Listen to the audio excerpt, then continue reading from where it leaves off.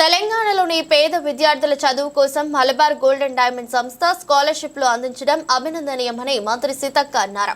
Malabar charitable trust ఆధ్వర్యంలో 3,500 మంది విద్యార్థులకు 8,000 చొప్పున స్కాలర్షిప్లను సంస్థ ప్రతినిధులతో కలిసి ఆమె పంపిణీ చేశారు. ఎక్కడైనా కూడా మనం స్టాండ్ అవ్వగలుగుతాం, ఈ సమాజ అభివృద్ధిలో మనం భాగస్వాములు అవుతాం. కాబట్టి ఈరోజు మలబార్ వారు చేస్తున్నటువంటి కృషిని నేను వాళ్ళ ఒక ఫ్యామిలీ మెంబర్ లాగా అయిపోయినా. ఎవ్రీ ప్రోగ్రామ్ కు వాళ్ళు దే ఆర్ ఇన్వైటింగ్ మీ. అది ఎక్కడైనా నేను మలబార్ వాళ్ళు అనగానే అది గోల్డ్ షాప్ అని గుర్తుండదు నాకు. వీళ్ళు చారిటీ సేవ చేస్తారు వీళ్ళు. సో ఇలాంటి వాళ్ళకి సపోర్ట్ చేయాలని నేను అనుకుంటున్నాను. మళ్ళీ నాకు ఎక్కువ కేరళలో కూడా చాలా ఫ్యాన్స్ కూడా ఉన్నారు, చాలా అభిమానులు కూడా ఉన్నారు.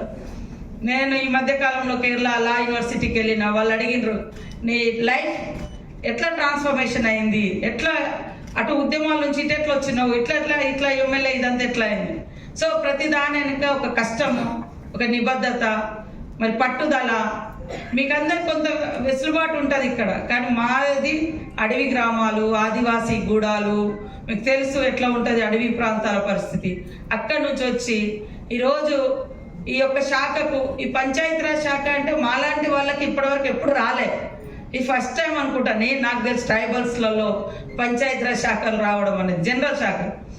కాబట్టి అదంతా కూడా ఒక కష్టంతో, ఒక నమ్మకంతో పనిచేస్తారు. కాబట్టి ఇక్కడ ఉన్నటువంటి స్టూడెంట్స్, కష్టం లేని వాళ్ళు ఎవరు ఉండరు. ప్రతి చోట ఎంత చెట్టుకు అంత గాలి అన్నట్టుగా ఏ స్థాయిలో ఉండే వాళ్ళకి ఆ స్థాయిలో కష్టాలు ఉంటాయి, ఇబ్బందులు ఉంటాయి. వాటిని తట్టుకుంటూ ముందుకెళ్తే ఇలాంటి చారిటబుల్ ట్రస్ట్ కానీ, మంచి హృదయం ఉన్న మనుషులు కానీ తప్పకుండా మనకు సపోర్ట్గా వస్తారు.